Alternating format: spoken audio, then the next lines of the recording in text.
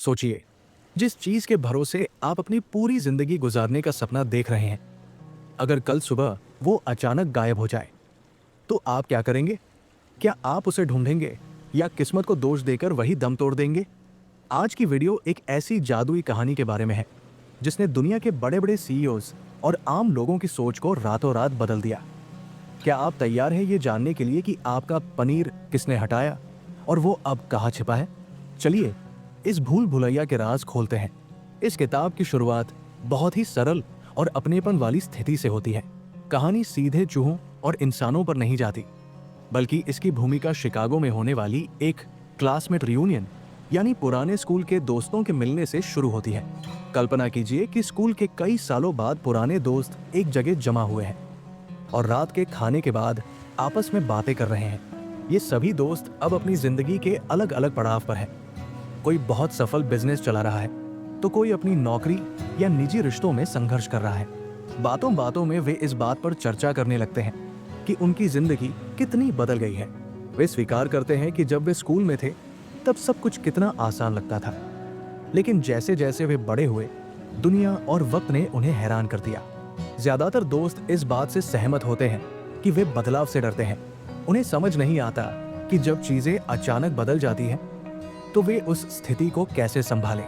वे महसूस करते हैं कि बदलाव आने पर वे अक्सर पुराने रास्तों पर ही अटके रहते हैं, भले ही वे रास्ते उन्हें कहीं न ले जा रहे हों। इसी बातचीत के दौरान माइकल नाम का एक दोस्त कहता है कि वो भी पहले बदलाव से बहुत डरता था।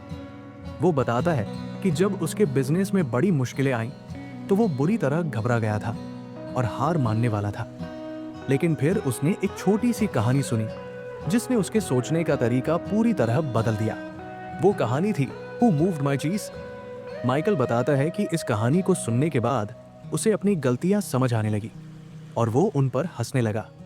उसने बदलाव को एक दुश्मन के बजाय एक मौके की तरह देखना शुरू किया, जिससे उसका बिजनेस और उसकी मानसिक शांति दोनों वापस लौट आए। बाकी दोस्त माइकल की बात सुनकर बहुत उत्सुक हो जाते हैं। उन्हें लगता है कि शायद इस कहानी में उनके अपनी मुश्किलों का भी कोई समाधान छिपा हो। वे माइकल से आग्रह करते हैं कि वो उन्हें भी वो कहानी सुनाए। माइकल तैयार हो जाता है और यहीं से उस मशहूर कहानी की नींव पड़ती है। ये हिस्सा हमें ये समझाता है कि बदलाव केवल एक व्यक्ति की समस्या नहीं है, बल्कि ये हर इंसान की जिंदगी का सच है। हम सब कहीं न कहीं किसी पनीर यानी अपनी खुशी, नौकरी या सुकून के पीछे भाग रहे हैं, और जब वो हमसे दूर होता है तो हम सब वैसा ही महसूस करते हैं जैसा उन दोस्तों ने किया। ये शुरुआत हमें कहानी के मुख्य पात्रों स्निफ, स्करी, हेम और हॉ से मिलने के लिए मानसिक रूप से तैयार कर देती है। दूसरा भाग हमें एक ऐसी काल्पनिक और दिलचस्प दुनिया में ले जाता है जो असल में हमारे अपने मन और समाज का आईना है।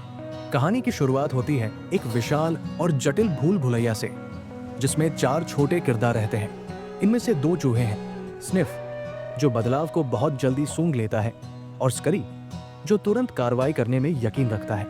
बाकी 2 छोटे इंसान हैं, हेम और हॉ, जो कद में तो चूहों जितने ही हैं, लेकिन उनका दिमाग बहुत जटिल है, भावनाओं से भरा हुआ और पुरानी मान्यताओं से घिरा हुआ। इन चारों का पूरा जीवन सिर्फ एक चीज के इर्द गिर्द घूमता है, पनीर। उनके लिए पनीर सिर्फ भोजन नहीं है, बल्कि वह उनकी खुशी, सफलता और सुरक्षा का प्रतीक है। हर सुबह ये चारों अपने दौड़ने वाले जूते पहनते और भूल भुलैया में पनीर की तलाश में निकल जाते। चूहों का तरीका बहुत सीधा था।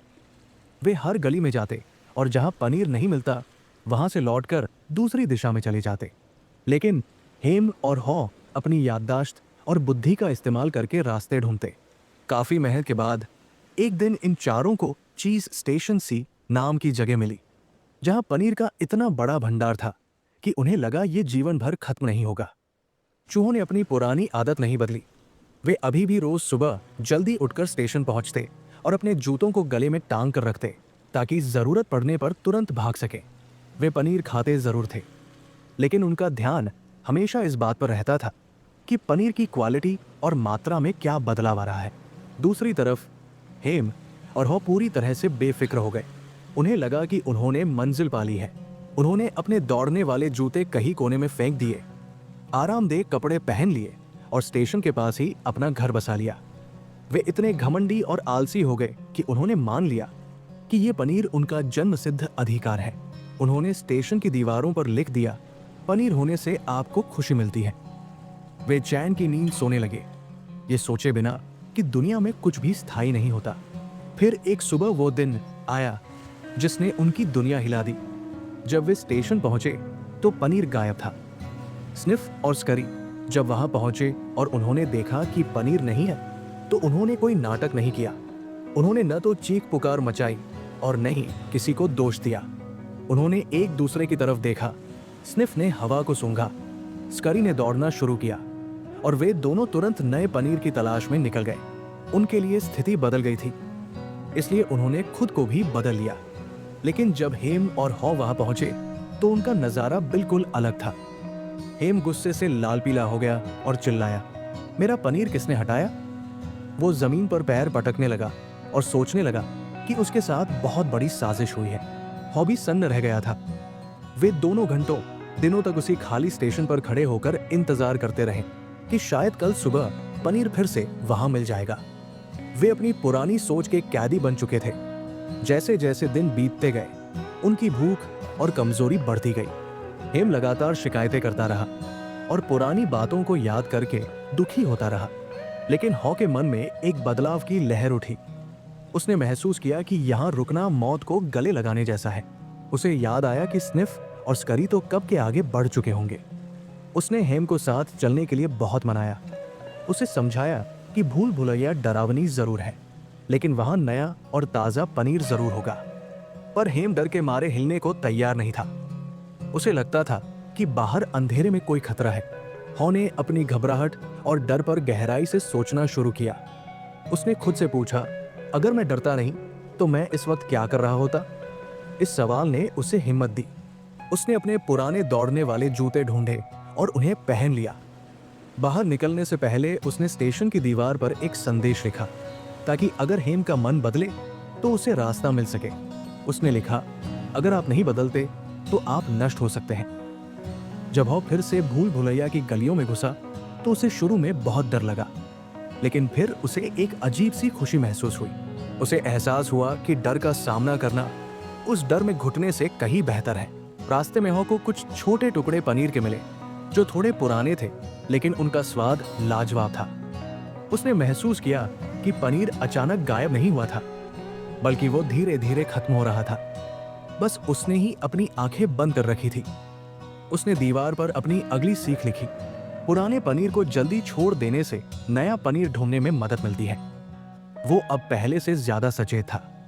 उसने अपनी सोच बदल ली थी। अब वो ये नहीं सोचता था कि उसका पनीर छिन गया है, बल्कि वो ये सोचकर रोमांचित था कि उसे कितना स्वादिष्ट नया पनीर मिलने वाला है।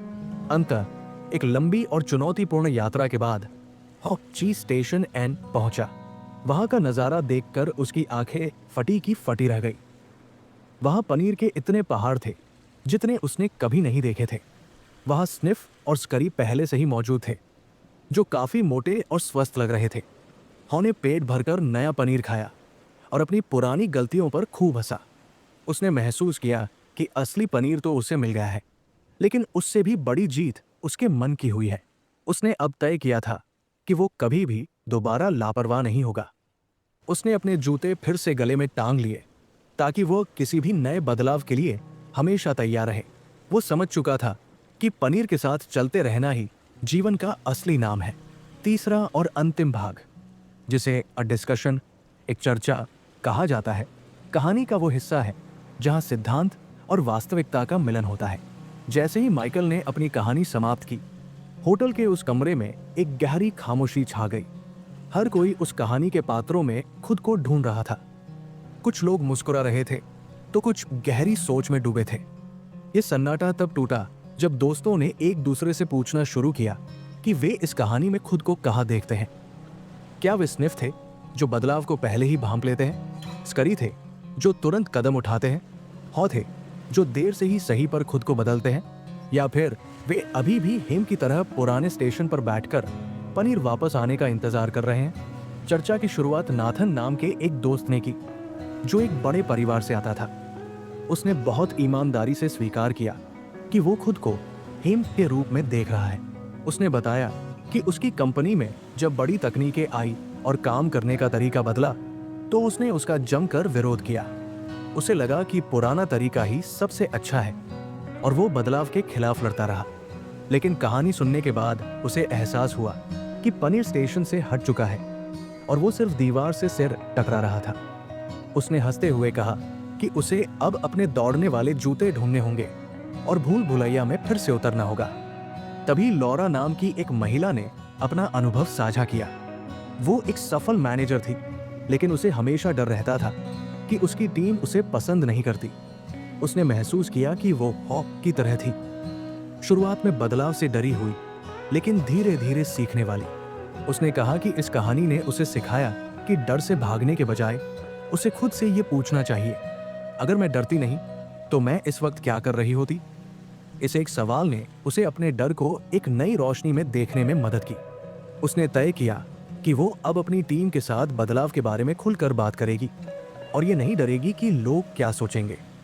चर्चा तब और दिलचस्प हो गई जब दोस्तों ने इस बात पर गौर किया कि कभी कभी हम पूरी की पूरी कंपनी या परिवार के रूप में हिम बन जाते हैं। एक दोस्त ने बताया कि उसकी कंपनी को लगा था कि वे बाजार के राजा हैं और कोई उन्हें नहीं हटा सकता, लेकिन रातों रात नया कॉम्पिटिटर आया और उनका पूरा बाजार छीन ले गया। वे पुराने पनीर की याद में रोते रहे, जबकि उन्हें स्निफ और स्करी की तरह नई दिशाओं में भागना चाहिए था। इस बातचीत से ये बात निकल कर आई कि अक्सर हम बदलाव को अपनी निजी हार मान लेते हैं, जबकि बदलाव केवल एक प्राकृतिक प्रक्रिया है जो समय के साथ होती ही है। एक और महत्वपूर्ण बिंदु जिस पर चर्चा हुई वो था दीवार पर लिखी सीखें। दोस्तों ने माना कि हॉ ने जो बातें दीवार पर लिखी थी वे केवल शब्द नहीं बल्कि जीवन जीने का फॉर्मूला है। जैसे कि पुराने पनीर की गंध लेना बंद करो और नए पनीर का आनंद लेना शुरू करो। इसका मतलब यह है कि पुरानी सफलताओं या पुराने दुखों को पकड़कर बैठने से हम अपनी ऊर्जा बर्बाद करते हैं। अगर हम पुरानी पहचान को नहीं छोड़ेंगे तो हम कभी नई पहचान नहीं बना पाएंगे। चर्चा के अंत में माइकल ने एक बहुत ही गहरी बात कही। उसने कहा कि पनीर का हटाया जाना अक्सर हमारे लिए एक आशीर्वाद की तरह होता है, क्योंकि ये हमें अपनी आरामदेह स्थिति कंफर्ट जोन से बाहर निकालता है और हमें पहले से बेहतर पनीर खोजने के लिए मजबूर करता है। अगर पनीर कभी हटता ही नहीं तो हॉ कभी ये नहीं जान पाता कि भूल भुलैया में उससे भी बेहतर पनीर मौजूद है। रात काफी बीत चुकी थी, लेकिन उन दोस्तों की ऊर्जा पहले से कहीं ज्यादा थी। वे अब केवल पुराने क्लासमेट्स नहीं थे, बल्कि वे ऐसे लोग थे जिनके पास अपनी जिंदगी की भूल भुलैया का नक्शा था।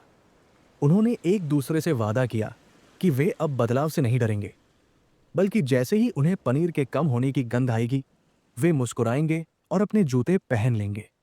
उन्होंने महसूस किया कि जिंदगी का असली मजा केवल पनीर पाने में नहीं है, बल्कि उस भूल भुलैया में दौड़ने और नई चुनौतियों को जीतने में है।